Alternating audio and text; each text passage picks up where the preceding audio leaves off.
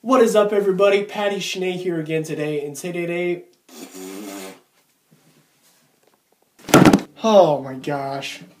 Oh my goodness. What is up, everybody? PattySMusic here again today, and today I'm going to be doing an album review of 3 Days Grace's new album, Outsider. Now, this album was a little hard to do an album review of, because most of the tracks in this album are middle of the road. There's a few that touch greatness, and a few that aren't as good, but most of them are kind of in the middle. Anyways, without further ado, let's get into the track-by-track analysis. Coming in at the first song, we have Right, Left, Wrong. This was the third single released by the band before the album was released. It's got a nice, engaging, swirling intro. I like the whispers at the beginning. They kind of pull you in, they kind of set the mood. It's got a nice building bridge in the middle of it. The bridge has some cussing in it, but that doesn't really make or break the song. It just kind of adds to it. I couldn't see the song without it, so it's whatever. I would give this song a 3.75 out of 5. When I did my individual track review of this song, I gave it a 3.5, but it's grown on me a little bit, so I'll give it an extra 0.25. Anyways, coming in at the second track, we have The Mountain. This song, in my opinion, was the best song on the entire album. It's got a nice succinct chorus that is catchy and it's to the point. The chorus doesn't drag out or drone on like a lot of these songs on this album do. It's got nice rocking guitars. It combines the electronic elements with the rocking guitars very well. It's got some good driving drums. This song drives really well, and that's what I like about it. Also, the lyrics to the song are positive. They're inspirational, and it's a good message. That's why I give this song a 4.2 out of 5. Coming in at the third track, we have I Am an Outsider. Going from the best song to one of my least favorite songs on the album. Which is kind of disappointing because this song is supposed to be the title track. It's got a considerable intro. I like the intro. After listening to it a few times, it's kind of grown on me, but the rest of the song is just kind of slow and dragging, and the lyrics to the song just aren't very good. I don't know what else to say. I think the idea of the song is good. The message that, some of us are stuck on the outside and we're outsiders, and the in crowd doesn't like us or whatever. Like, that idea is okay, but the way that it's said is just weird because he said, I'm better off on my own, and the truth is, like, none of us are better off on our own. We're not better off alone. Like, I'd rather be with somebody that doesn't totally like me rather than being totally alone, We were not meant to be alone. So, I don't know. The message with that one is kind of weird sometimes, but that's why I give that one a 2.5 out of 5. Coming in at the fourth track, we have Infrared. This has a great intro.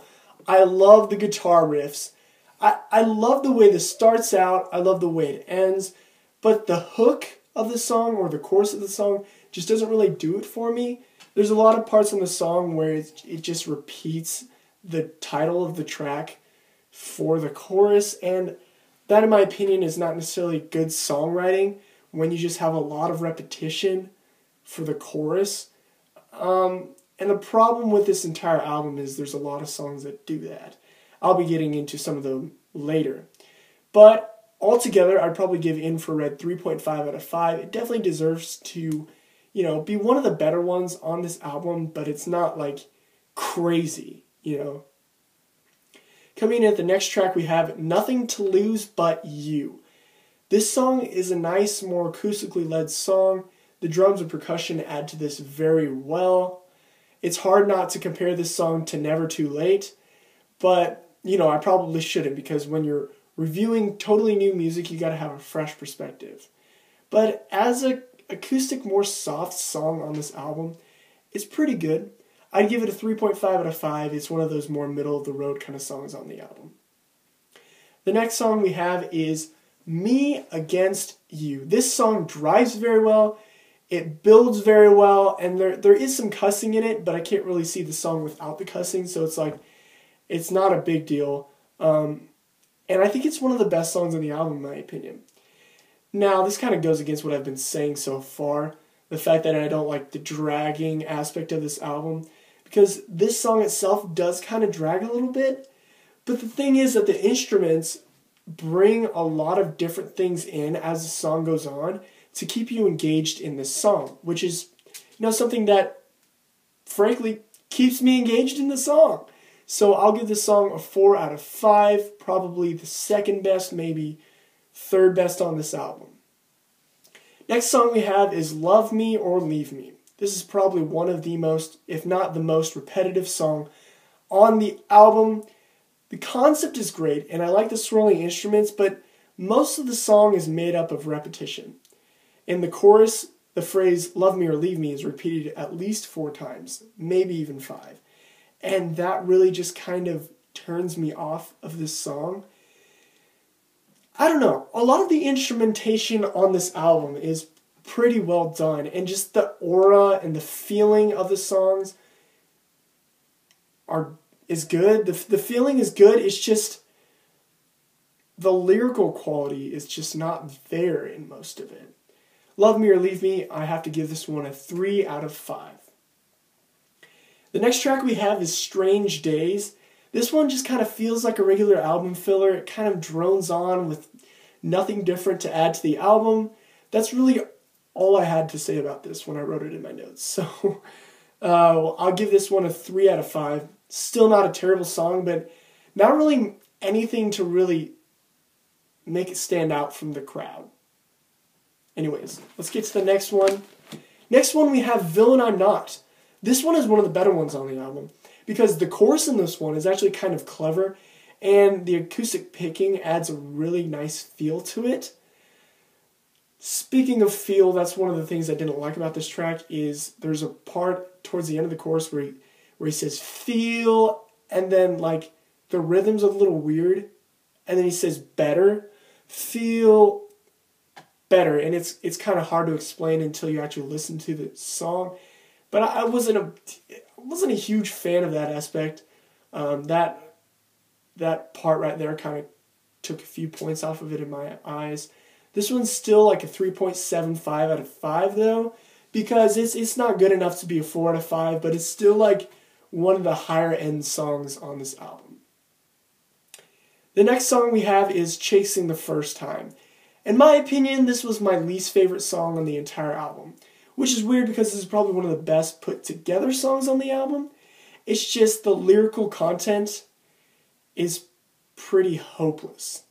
I don't like the message, and that's more my bias, that's more my opinion, and like, all of this is my opinion, this entire review, but this was a lot more of my opinion because basically the entire idea of the song is chasing the first time, chasing the first high, trying to feel something again that you felt the first time, and basically just talking about medicating, self-medication, and the message is just hopeless and empty, and he talks about how chasing the first time until we die. So the idea is you chase emptiness when you're empty until you die. He talks in this song about being temporary and empty, and he still talks about chasing drugs and self-medication when in the end, that stuff is temporary and empty itself. And in the end, in this song, it talks about in the end you die. So what's the point? In my opinion, compare this song to a song like Better Than Drugs by Skillet. Better Than Drugs is talking about how we all feel empty and we all chase things to fill our emptiness, but in the end we need something eternal. We need something that will actually fill our empty, broken hearts, our empty, broken souls.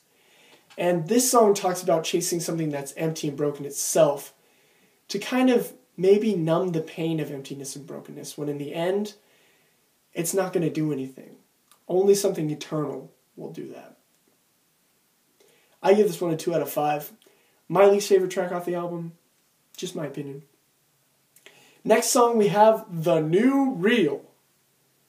This song was probably one of the better lyrically made songs on the album, just because it still has some of the aspects that I don't like about the album. Still has some of the repetition. A lot of songs have the repetition, but this song has some better lyrics in the verses, which give it a little bit of a leg up on some of the other songs.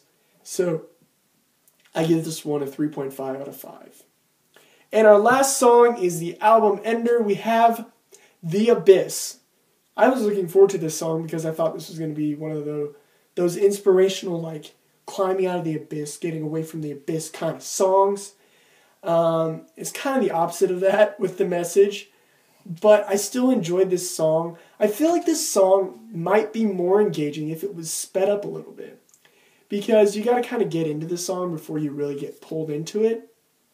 If it was sped up, it would drive a little bit better, and I would be engaged a little bit better.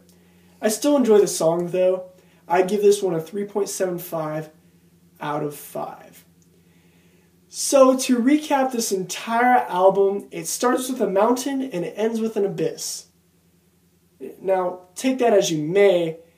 That's some aspects about 3 Days Grace that I don't really care for. 3 Days Grace has a lot of songs where they're inspirational and they're motivational, but some of their songs are negative, and I don't really care for them. Songs like Chasing the First Time and The Abyss just kind of lead into a more hollow, empty kind of message. Some other things that I didn't like about the album, like I said, some of the songs just drone on, and they just kind of keep droning on, and it's weird because most of the songs of this album are like 3 minutes. So you're going through a 3-minute song and you're like kind of when is this going to be over?